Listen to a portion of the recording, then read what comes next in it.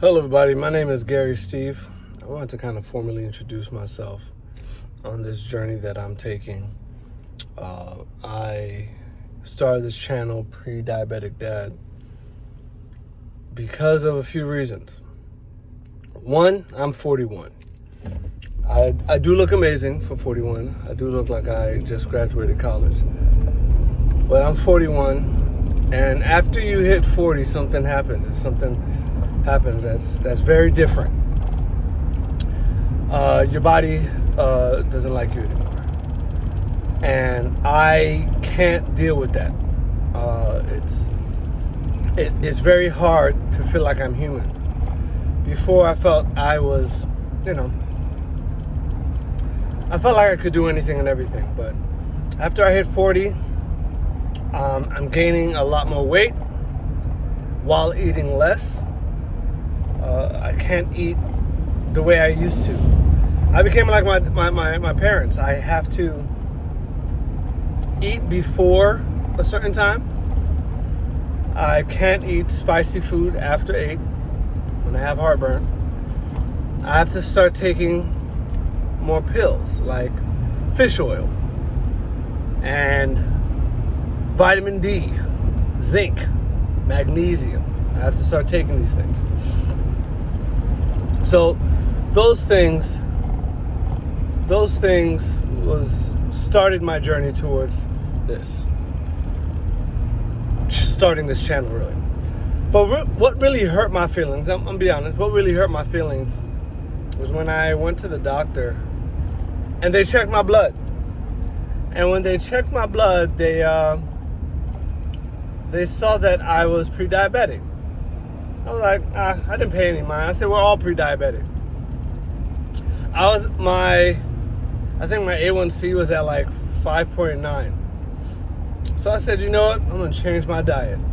I did intermittent fasting, started exercising a little bit more. I ate less sugar. I wasn't eating so much waffles in the morning. And I was like, yo, I think this thing is gonna lower by at least 5 points. I was very arrogant and very cocky. And then what I found out was that I only went down 1 point. I'm at 5.8. And I am livid. I'm livid. I'm not even playing. I'm livid. I'm mad. I did my best, and my best wasn't good enough. And I'll be honest, I'm scared. The third reason why I did this was also because of my dad. My dad, I'm Haitian, and we love rice, and we love sugar. I'm just be honest, we love sugar. And so my dad, he became diabetic, but he didn't just become diabetic out of, the doctor just told him. He went to work, and he said, my eyes were blurry. And while he was at work, because he was a doctor, he was in the hospital, he said, check my blood. His sugar was over, and I forgot what the measurement is called. The sugar was like over 400 or 700. And this guy, which was very upsetting, while his vision was still blurry, it was late at night, he still drove home. But that was just scary. And I saw how him being diabetic changed the way he did everything. This guy kept his sugar between 100 and 120, 130. He was just so rigid that at times, if he had to have glucose pills because his sugar was so low. And I love my dad, but I don't want that. And I remember my mom actually told me, one of the most dangerous things that you could do is to think that just because you're pre-diabetic that you have time. I don't want that. I want to lower it, and I want to lower it significantly. So what I'm actually going to do, my plan is to do what I already know what I'm supposed to be doing. So the first thing is I gotta sleep on time, which sucks. I gotta be in my bed by 10. Okay, so I gotta be in my bed by 10 because I want to get at least 6 to 7 hours of sleep. That's one. Number two, I am going to be doing intermittent fasting. I'm going to be eating at 12. I will be drinking water throughout that time, especially during the morning. And because I also am low on potassium, I will also be having a banana. But that's really it. But also, I'm going to make sure I have a high protein diet, less sugary and artificial types of foods or highly processed types of foods. So is it sleep, eating, and exercise? So I exercise, but I hate cardio. Like, I despise it. I don't think it's natural for the body, but I have to do it. So I'm going to be doing what I know I need to do, which is going to be kind of hard. I have to deal with my ego, but I'm going to do it. And I want to see what happens. And so I'm going to have my A1C checked in the first week of March. And I'm praying, I'm hoping that God will be on my side. I'm praying that God will be on my side, that everything will work. But here's what I'm doing. I'm not doing just to change my A1C. I'm actually doing this for a lifestyle change.